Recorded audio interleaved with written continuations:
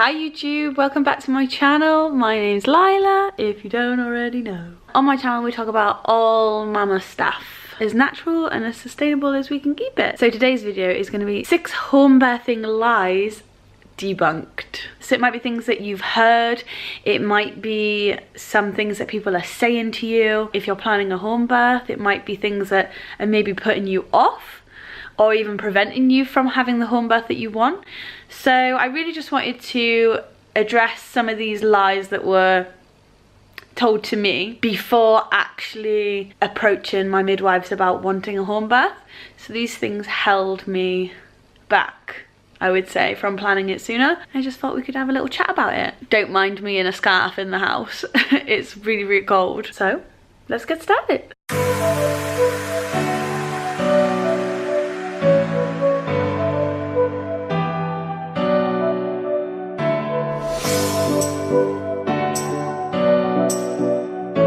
So number 1 is that you cannot have a home birth if it is your first baby. Baby number 1.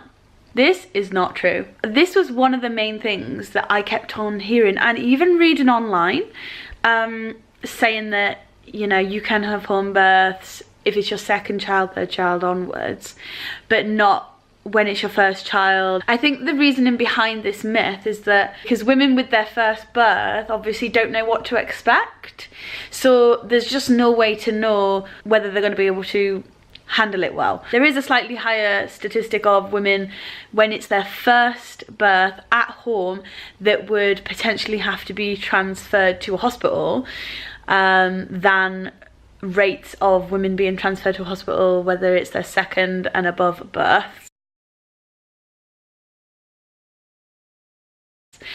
But that does not mean that you are not able to. So I remember when I'd come to the conclusion that I did want one, or like my gut was telling me I wanted a home birth, I approached my midwife about it and I said, I know I'm not allowed one, but I did really want a home birth.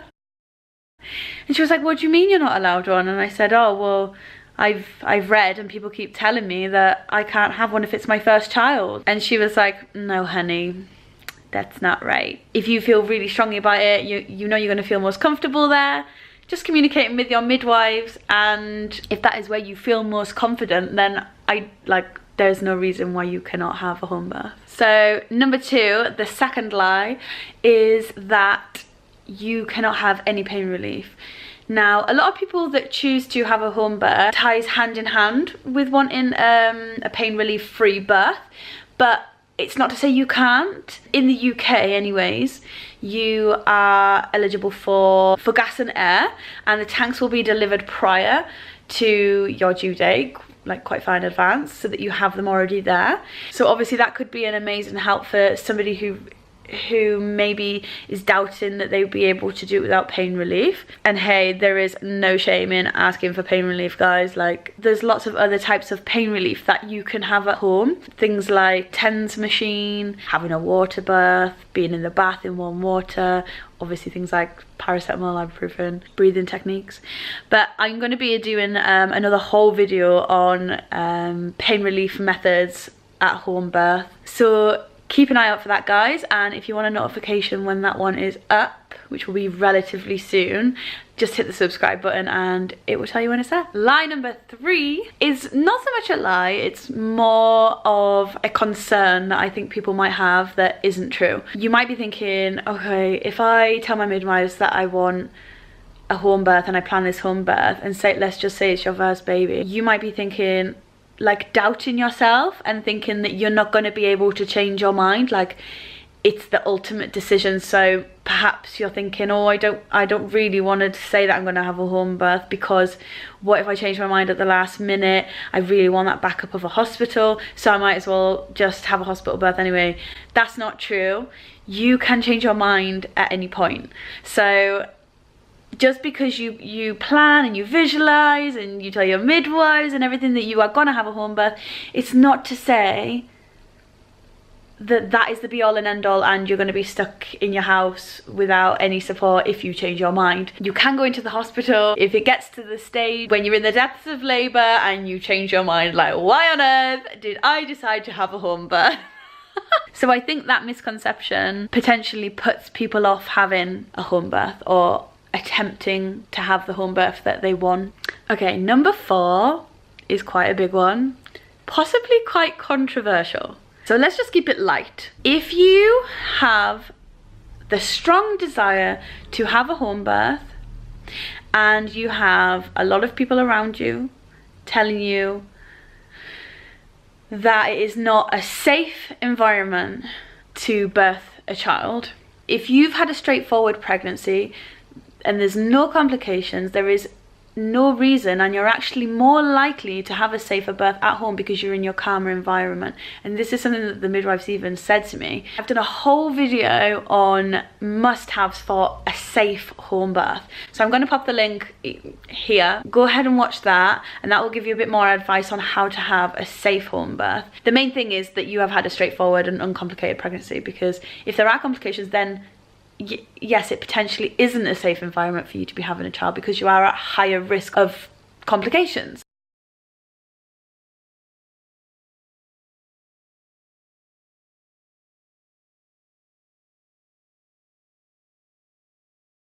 If you've let the midwives know that you want a home birth, they will be coming round for not an inspection, but they'll come round to talk about your birthing plan in your home environment. So they come to your house where you're going to be having the baby, and they're looking for some risk factors as well. If they didn't believe that it was a safe environment, they would be advising against it. The 5th misconception or lie is that you won't be supported fully at home birth, and you might be visioning you and your partner at home on your own trying to deliver this baby without anybody else there. That is not the case. In the UK, if you decide to have a home birth, 2 midwives will attend, one for you, one to look after you, and one to look after the baby when the baby is born. So there's 2 of them there. I saw more than 2 midwives.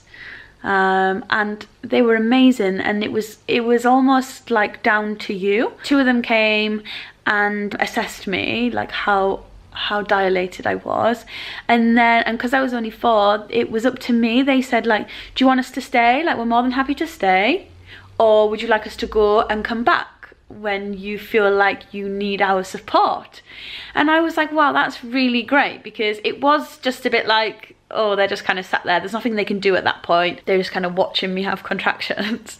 So I said, oh brilliant, yeah, just if you go away and we'll ring you when I feel like, you know, we're maybe close. And so that's what we did. But I felt really supported because of that, because it was my choice. And if perhaps I was maybe a bit more frightened, I maybe would have asked them to stay, just for that support. And then obviously, like, during the final stages, I just thought they were completely fantastic, and it was just so relaxed, and I felt more than enough supported because I had these midwives here, and I had the beauty about home birth is you can basically have as many people there as you want and feel comfortable with, and I felt more supported having my partner, my mum and my nana, and they were all helpful in their own way.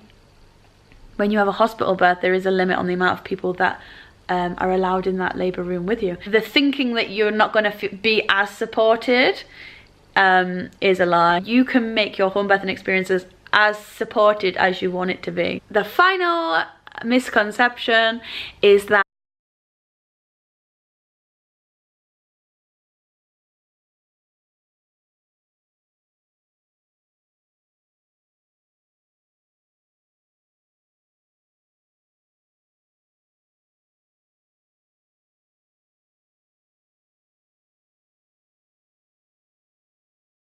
so that was short and sweet, guys. I hope you enjoyed this episode in my home birthing series. I feel really, really passionate about this. Not so much like convincing people to have home births, but more so just helping people that are in that and ahhing stage of, oh, I want to, but I'm not sure. When I was pregnant and debating it, I was just watching I was trying to find YouTube videos of just like listening to people's experiences. So I'm gonna go now, guys. Don't forget to like and subscribe for the next episodes in this home birthing series. I hope you have a magical day. I'll speak to you soon, guys. See you later.